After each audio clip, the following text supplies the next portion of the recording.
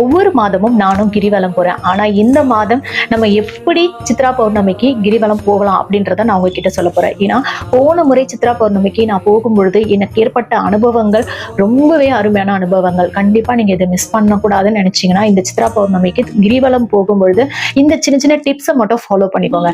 நீங்க வீட்டுல இருந்தே நல்லா குளிச்சுட்டு போயிடுங்க. உங்களுக்கு எக்ஸ்ட்ரா ட்ரெஸ்ஸு, பேகு எதுவுமே கொண்டு போகாதீங்க. போனு, காசு இது மட்டும் இருந்தா போதும். அதனால ஒரு சின்ன ஸ்லிங் பேக் மாதிரி போட்டுக்கோங்க. அந்த பேக் கூட உங்களுக்கு ஒரு பேர்டனா இருக்கக்கூடாது. ஐயோ என் பேகை பத்திரமா பார்த்துக்கணும், என் பேக் ரொம்ப வெயிட்டா இருக்கு, அந்த மாதிரி எண்ணங்கள் எல்லாம் உருவாக்கக்கூடிய அளவுக்கு பாரமான பைகளை சுமந்துட்டு கிரிவலம் போகாதீங்க. எளிமையான ஒரு சின்ன பை வச்சுக்கோங்க. ஏன்னா அங்க எல்லாமே உங்களுக்கு கிடைக்கும். சாப்பாடு, தண்ணி, எல்லா வசதியும் நம்ம அரசாங்கமும் செஞ்சு வச்சிருக்காங்க. அதனால அதை பத்தி எந்த பிரச்சனையும் கிடையாது.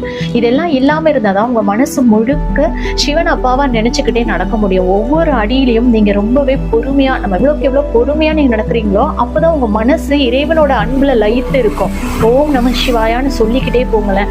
ஒவ்வொரு முறை சொல்லும் பொழுதும் அந்த இறைவன் கூட நம்ம இன்னும் நெருக்கமா ஆகுறத நம்ம உணர முடியும். அந்த மந்திரத்தை உச்சரிக்கணும். கையில எதுவும் ரொம்ப பாரமான பொருள்லாம் கொண்டு போகாதீங்க. ரொம்ப விலை மதிப்பு மிக்க பொருட்களை கண்டிப்பா கொண்டு போகாதீங்க. இப்ப குழந்தைங்களா நீங்க ஒரு வேலை கூட்டிட்டு போறீங்கன்னா அவங்க கிட்ட போன் நம்பர் எல்லாமே எழுதி அவங்க பாக்கெட்ல வச்சிருங்க. ஏன்னா பாதுகாப்பு ரொம்ப முக்கியம். கூட்டம் ரொம்ப அதிகமா இருக்கும். பெரியவங்க தனியா போறீங்கன்னா எந்த பிரச்சனையும் இல்லை. ஏன்னா நீங்களே போயிட்டு நீங்களே திரும்பி அந்த 14 கிலோமீட்டர் முடிஞ்சோடனே வீட்டுக்கு வந்துடுவீங்க. ஆனா 4 பேர் 5 பேரா போகும்பொழுதுதான் யார் எங்க இருக்கீங்கன்னு தெரியாது. அதனால கண்டிப்பா தொலைபேசி வச்சுக்கோங்க. எல்லாரும் எல்லாருடைய நம்பரையும் சேவ் பண்ணி வச்சுக்கிறது ரொம்ப நல்லது. அங்க நீங்க ஆரம்பிக்கிறீங்க இல்லையா, அதுக்கு முன்னாடியே நீங்க என்ன சாப்பிடணும், என்ன குடிக்கணுமோ எல்லாம் பண்ணிடுங்க. அந்த 14 கிலோமீட்டருக்கு நான் இதை சாப்பிட்டேன், அதை சாப்பிட்டேன் அப்படின்னா கழிவறைக்கு காத்துக்கிட்டு இருப்பீங்க. அங்க ஏற்கனவே ரொம்ப கூட்டமா இருக்கும். அதுக்காக காத்திருந்து சில மணி நேரங்களை நம்ம வீணாக்க வேணாம். அதெல்லாம் அதிகமா சாப்பிட்றத குறைச்சிக்கலாம். அன்னைக்கு ஒரு நாள் விரதமா அப்படி இருந்தா கூட நடந்து முடிச்சு வர்றதுக்கு எளிமையா இருக்கும். வேற எந்த சிந்தனையும் நம்ம மனசுக்குள்ளேயே வராது. இல்லைன்னா அங்க கழிவறைக்கு போனா தண்ணி வராது, 10 ரூபாய் கேட்பாங்க.